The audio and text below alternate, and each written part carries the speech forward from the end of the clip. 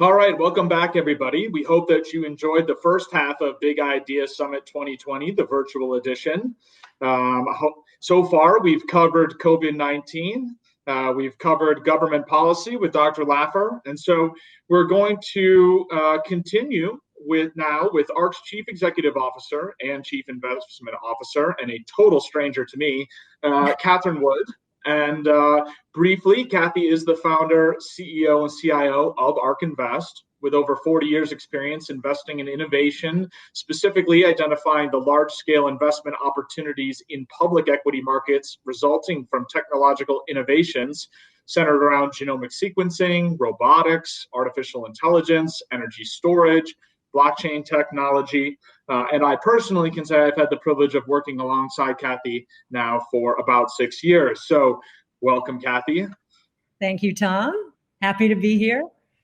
All right, so we just heard Dr. Laffer, and certainly when we think about macroeconomics, tailwinds, headwinds, certainly in this unprecedented time, probably a lot of comments to really build off of what we just heard from ARK. So we'll start with really kind of a broad question. And how do you think this current environment, this current landscape, the current crisis compares to others from what you're seeing? And is 2008, 2009 really the right comp for everybody to think about this with? Well, I don't think so. I do take what Art is saying very seriously. He's a great economist and has made great calls over his lifetime. But let me step back and tell you what I don't think this is and what I do think it is in terms of these comparisons. Many people in our industry are worried about a depression, an outright depression, because of some of the crazy numbers we're seeing. We saw another 6.6 unemployment claims today. Mm-hmm. I don't think this is the next Great Depression. Back then, in the late 20s, what we were seeing was monetary policy and fiscal policy were both tightening. And there wasn't any thought of, I'm sure there was some controversy, but they just kept tightening and did not see what was about to happen when Smoot-Hawley was enacted. Now, Smoot-Hawley was tariffs.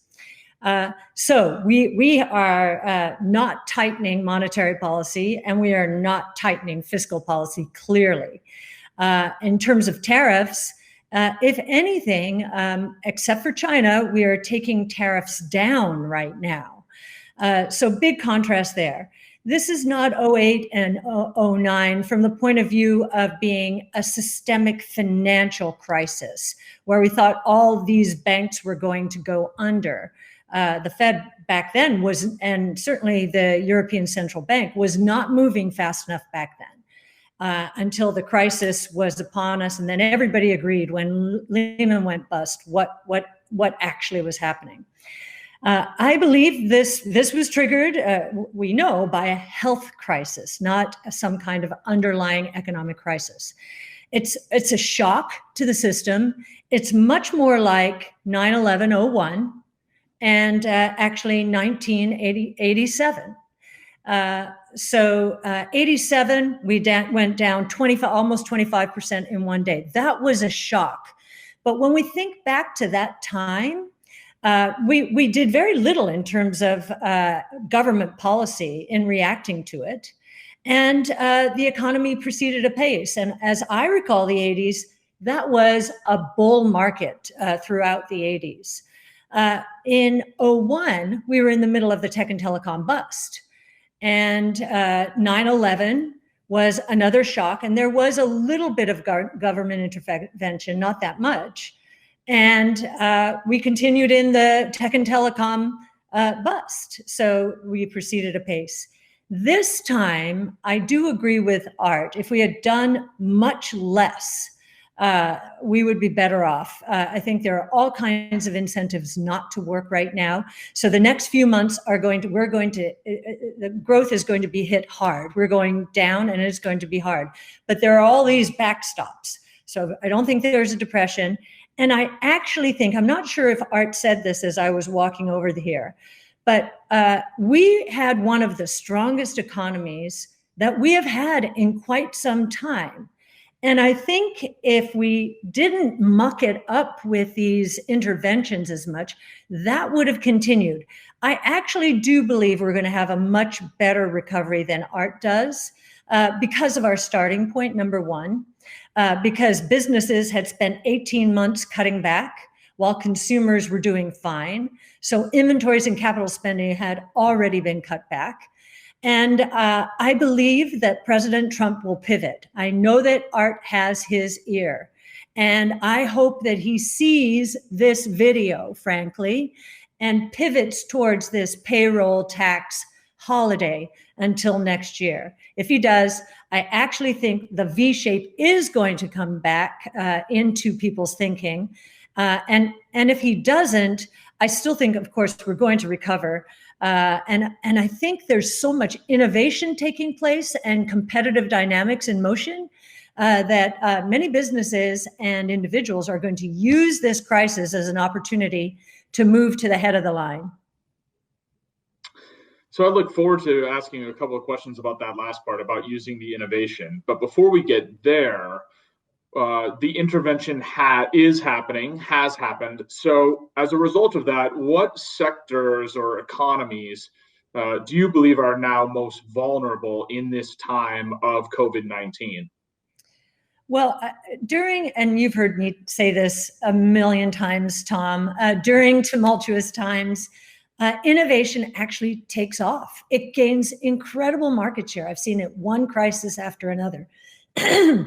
And so I think the forces in motion are going to accelerate, having to do with innovation. So we know that in terms of media, streaming has taken off. And so that's going to become more and more of a problem for traditional broadcasting and cable, I believe. We know that retail, many people are surprised to learn that online retail in the United States is still, I think, less than 15% of total retail.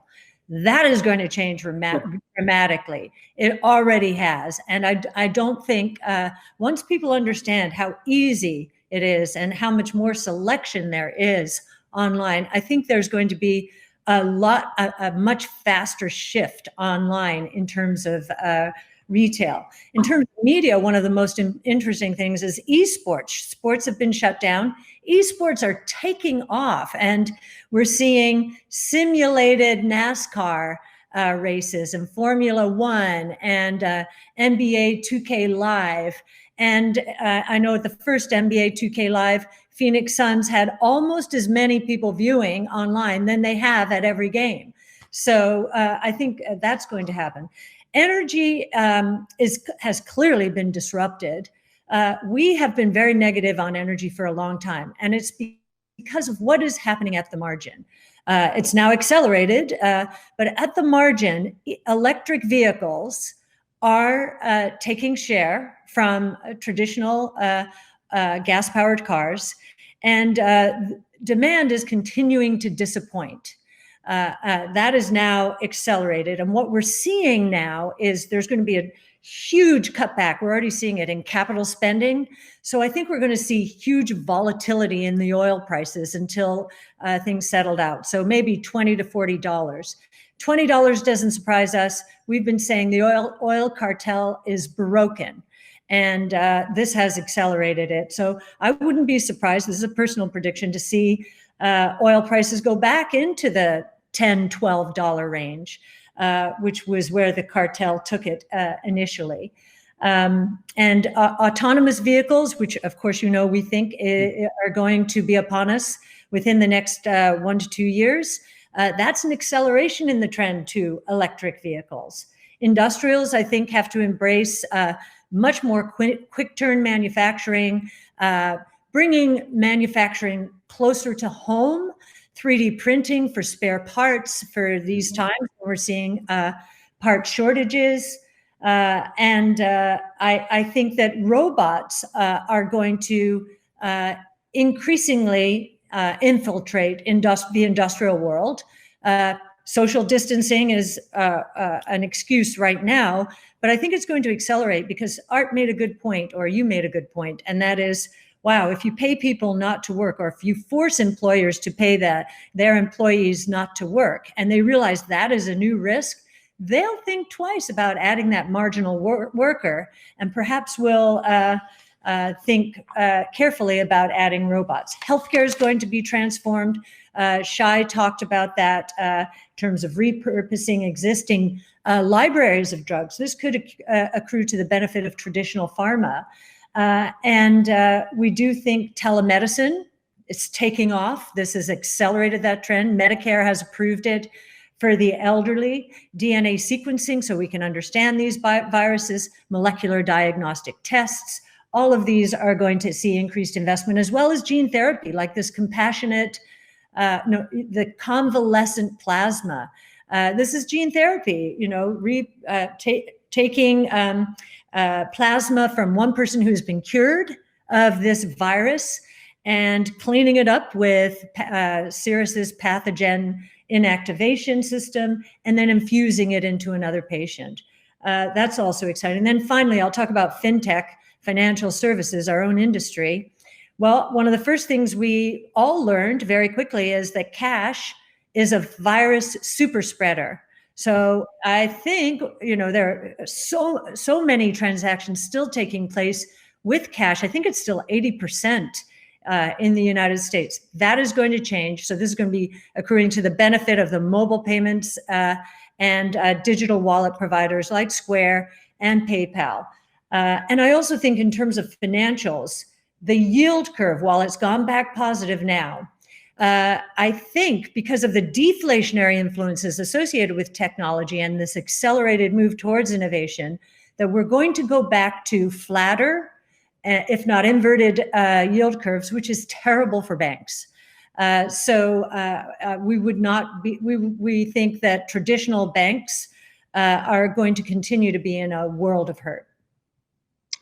So you certainly highlighted a few areas such as banks and such as energy, both of which do make up a fairly large percentage of the overall broad-based index that face troubles ahead, but also a number of bright spots. So with that in mind, when you look at the stock market holistically, today, or at least as we speak today, the market is in one of its rare flattish days. But we're a fair amount off of the recent lows. Do you think we've hit that low point, or do you think that we're going to have another setback as there are still challenges ahead? I think a lot of people are looking at 87 to inform the answer to this question.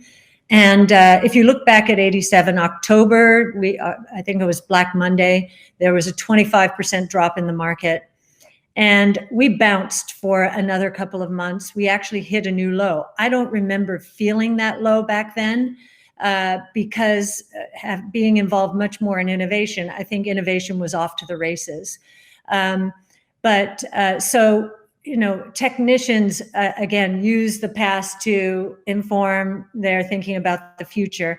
And I think many think we're going to retest, could very well happen. We hit a climax in terms of VIX, the volatility index, which was higher in closing terms at the end of the day than we saw in 08-09. So talk about fear and panic. I don't think we're going back there. And in fact, we've gotten two very important indicators that the financial system is not seizing up. Carnival Cruise and Yum Brands. These two companies are at the epicenter of what has taken place. And both of them have been able to do bond deals that have been 4 to 5 times oversubscribed, so much so that they were able to upsize the offering and cut the interest rate. That's huge, a huge proof point that the markets are working. They are not seizing up. And that's one thing that is different from 08-09. The markets were seizing up. Counterparty risk was such a big problem back then. It is not now. The Fed has pulled out all the stops. Fiscal policy is causing a lot of backstops and comfort with what's going on out there. I wouldn't be surprised if we had bottomed, because there are too many people thinking, oh, we're going to go back and test. And, oh, I'm going to wait for the low. You're never going to catch low anyway. So from an averaging in point of view, I wouldn't be surprised in hindsight to see this period as being a good time to average in. You talked about the markets are still working. They haven't seized up, and that's a source of liquidity. We've obviously seen from both a monetary and a fiscal standpoint that there is liquidity being pumped into the system, not only in the United States, but globally. Do you think that that liquidity is going to continue to work? And then maybe a bigger picture, because we asked Dr. Laffer about this as well. Are you afraid that this is going to unleash inflation throughout the system? So we learned a lot. Again, we learned from 0809 that is not necessarily the case. But the reason that happened is because 0809, I mean, there are still scars from this meltdown we experienced. And what happened coming out of that is the velocity of money went down and is still going down. And what that means is you could pump a lot of money into the system and individuals and corporations would hold it. You know, they were afraid, they're confident, they needed an extra cushion. So I think many people think that is going to be the same is going to be true this time. I think in the early days of this, it will be. However, I do believe, given the kinds of fiscal policies that have been unleashed now, that there's going to be a lot of unproductive activity. Typically, in the early stages of a rebound, productivity picks up, output per man hour picks up, and so you'll have this counterforce. Productivity is one of the greatest forces against inflation. So it won't be as powerful, I don't think, this time as it was before. So I actually think we probably are going to see more inflation, not this year, but in the next few years than most people are expecting now. I think many people are responding to what has just happened as a repeat of 0809, and so the same thing's going to happen afterwards. The kindling on the central bank's balance sheets, the reserves, is growing enormously, not just in the United States, but around the world. That kindling is what ultimately we could see lit by bank loans. And then we would see the velocity of money starting to pick up. And if people fear inflation, then they'll speed up their activity and the velocity of money will continue to increase. So I'm not as complacent about it. I was scared of inflation after 0809. That was wrong. So I'm a little bit on guard now that everybody's so complacent this time around. You mentioned the way things were before COVID-19. Some of the ways in terms of the way things were is that consumer confidence and spending had been very strong. But businesses were retrenching a little bit. So how soon do you think we're going to get back to the way that we were behaving before the virus hit? And maybe that's a loaded question, because maybe the question should be, will we get back to that? I know that Art said that he didn't think we would bounce back to where we were. I'm going to go back to saying I think President Trump will do everything he can and will pivot to get us back there. And I do believe that Art has his ear. And if he feels like things aren't happening quickly enough, my guess is we get a payroll tax and then we're going back to normal. In terms of businesses versus consumers, again, there are a lot of backstops out there. So I think consumers, once they feel they can go back to their jobs, and remember, we're having labor shortages before this. So I think, and I think we're going to see a lot of inventory shortages, certainly in the beginning, if we do start moving up, because businesses had already been retrenching so much. And so I think we'll get back. I was saying I thought we'd have a very strong V-shaped recovery.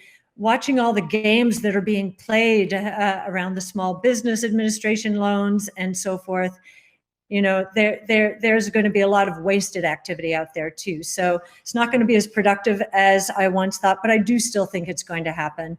I think there's so much going on with innovation, and I know Brett, our Director of Research, is going to take our audience through this. But the forces that the 5 innovation platforms that are evolving at the same time that we featured at the beginning of this presentation, they're so powerful, and they're unleashing so many exponential growth opportunities that I think the animal spirits are going to be strong enough that if this company is going to sit back and just feed off out of the trough of government spending, fine. There's going to be some more entrepreneurial companies going to run circles around that company and move to the front of the line. I really do think that is a force that we have now that we didn't have after 08, 09. These exponential growth opportunities are all deflationary in nature. So that too will be an antidote against inflation. One of the things that seems to be true now in the era of COVID, as well as in this administration before COVID, is that China has been in the crosshairs in terms of focus and in terms of news. And it seems that this has only turbocharged that relative to the United States understanding how powerful China has been. But as we've seen supply chains, as we've seen issues, certainly as we've seen tensions, China has, as you've talked about on previous seminars, had a lot of innovation. But do you think now that China is going to lose some of its influence in the world politically and economically? It may. I do think that President Trump has been negotiating effectively with China to play ball more fairly. And hopefully this crisis, if they want to continue to be integrated into the global economic system, including when it comes to innovation, they're going to have to continue to change their behavior. I think in the very short term, everybody wants to get back to business, and China's at the front of the line here. China has started recovering. Its PMI has gone from 35-ish in, I think it was in early March, up to 52 in late March. That we've already seen. So it is now expanding again. And it's a much more command and control economy. I think they're doing everything they can to get the economy moving strongly. And I think the rest of the world, the global economic system will want to be a part of that recovery as well. So again, animal spirits, how do I get my business running again? China is a part of my ecosystem. Maybe I'll think about bringing some of my supply chain here, as certainly when it comes to spare parts. But I think most businesses are going to try to get back to business as usual as quickly as possible. You've referenced a couple of points that certainly you started with, that you don't think we're headed for depression, but also that perhaps the odds of a V-shaped recovery have gone down a little bit. If the economy really has entered a longer-term recession, how do you, on behalf of ARK, and how does ARK respond to a longer, more drawn-out recession? So I'll repeat it. We know that innovation, I know that it's going to gain a lot more traction because of what has happened a lot sooner than we thought. And if there's a prolonged recession, that will be ever more true. Better, cheaper, faster, more productive, more creative products and services to salvage revenue growth. So my conviction there is very high. We've been in a world where benchmark style investing has been all the rage, and it accelerated in the last few years. I think what we discussed earlier is suggesting that those benchmarks are harboring a lot of value traps, a lot of companies that are cheap, because they're going to be disrupted. They're in harm's way. And I think at some point the indexes are going to start delivering really subpar results, and that innovation will do much better, innovation related strategies. If your question is about our business, we have run our business extremely conservatively. We know that our style is considered aggressive growth. And we know that it is sometimes out of favor when portfolio managers and analysts are rushing back to their benchmarks because they think that's where safety resides. So we have a very nice cash position. We have told our employees, our assets could go down more than 50% and we would be fine. So from a business point of view, we don't have any problem. From an investing point of view, to the extent this behavior, so going back to benchmarks, or as we witnessed recently, algorithms being unleashed by high frequency traders, which all they were doing was looking for low cash buffers and cash burn situations. They didn't care what it was. So they totally torpedoed a stock like 2U, which is an online education company, which is a solution to the problem, right? It's getting business hand over fist from its partners, the colleges and universities who need to get their schools back online, their students back in class. So they're going to be funded, but algorithms didn't care about that. So we had great opportunities. The stock went from 30 to 60, down 65%, down to 11.5 in 2 weeks.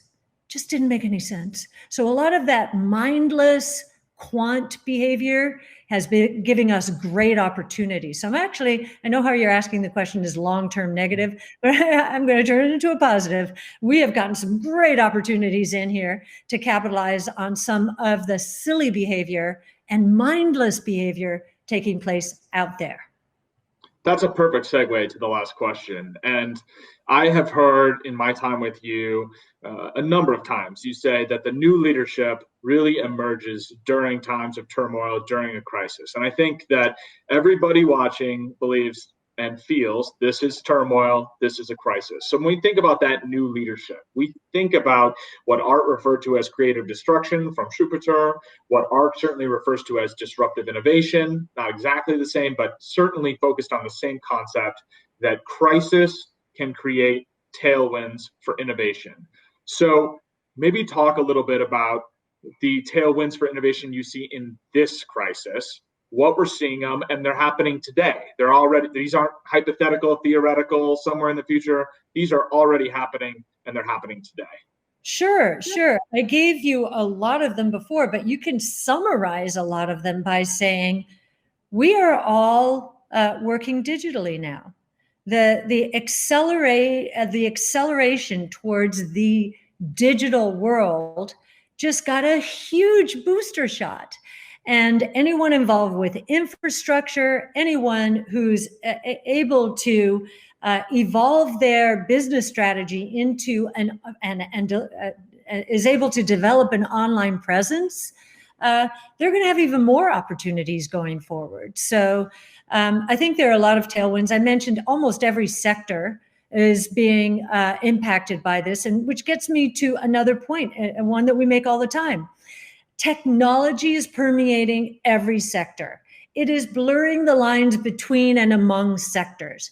That's the reason that traditional research is set up so incorrectly right now in terms of being able to capitalize on innovation. And not only is every analyst has to be a technology analyst right now. And in the traditional world, industrial analysts, this is our problem with Tesla, right? In terms of having people understand what that company is. It's not an auto company. I know Jim Chanos today said he thinks it's an auto company, but we do not think so. It's a robotics company, an AI company.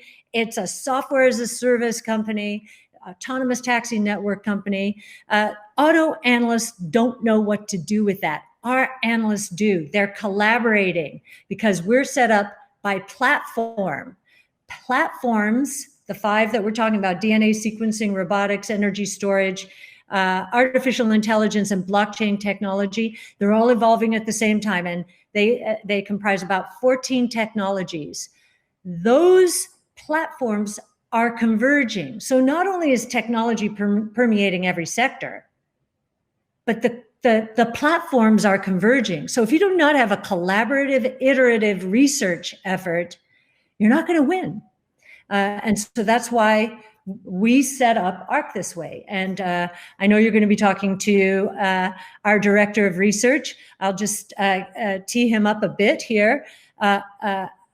Brett was the lead analyst with me at AllianceBernstein on the research on strategic change team.